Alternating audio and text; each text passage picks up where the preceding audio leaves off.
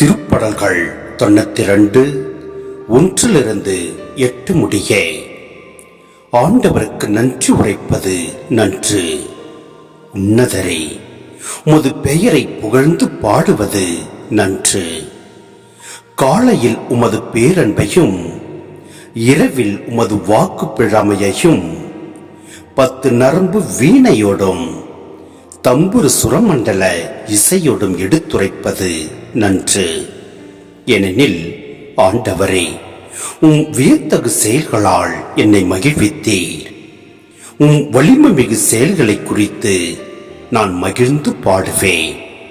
ஆண்டவரே, உம் செயல்கள் எத்துணை மேன்மையானவை, உம் எண்ணங்கள் எத்துணை ஆழமானவை.